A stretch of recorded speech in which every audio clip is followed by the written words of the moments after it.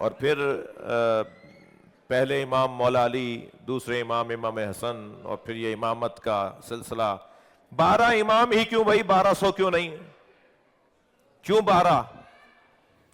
ایک تو ہر نبی کے 12 جانشین رہے ہیں، یہ اللہ کی پرانی سنت ہے. جب بھی اللہ نے نبیوں کی جو جانشینی کا نظام بنایا، قرار دیا، خلافت کا نظام قرار دیا، تو ما سلف انبیاء کرام کے ہاں جہاں جہاں یہ رہا وہاں بھی 12 امام رہے.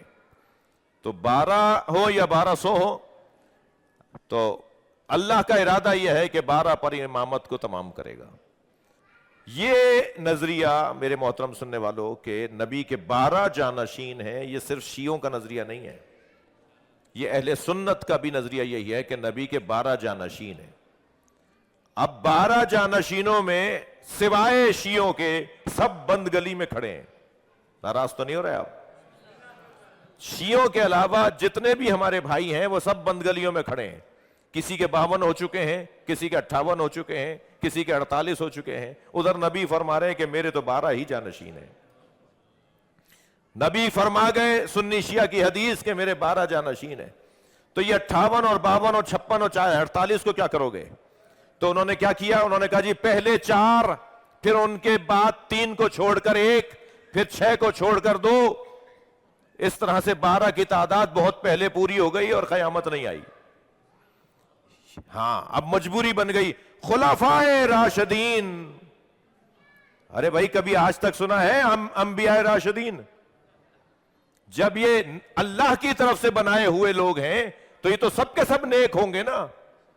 یہ کیا ہوا کہ 4 نیک اور پھر 3، اب میں کیا لفظ بولوں گا مجھے، جی 4 تو نیک اور 4 کے علاوہ 3 ایسے ہی، 5 ایسے ہی، 6 ایسے ہی، 8 ایسے، پھر 2 ٹھیک ہو گئے تھے.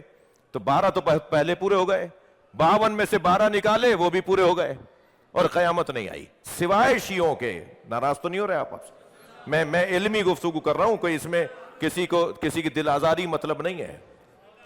سوائے شیعوں کے کوئی اثنا عشریوں کے علاوہ کوئی بھی نہیں ہے کہ جس کے ہم 12ویں پر دنیا رکی بھی نہ ہو.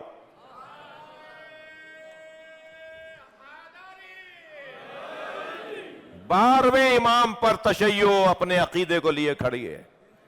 اب 12ویں کی عمر اللہ نے اتنی لمبی کر دی، وہ اللہ جو حضرت عیسیٰ کو آج تک زندہ رکھ سکتا ہے. تھک گئے آپ حضرات. وہ اللہ جو حضرت ادریس کو، حضرت الیاس کو، حضرت خضر کو آج تک زندہ رکھ سکتا ہے، وہ کیا امام مہدی کو آج تک زندہ نہیں رکھ سکتا؟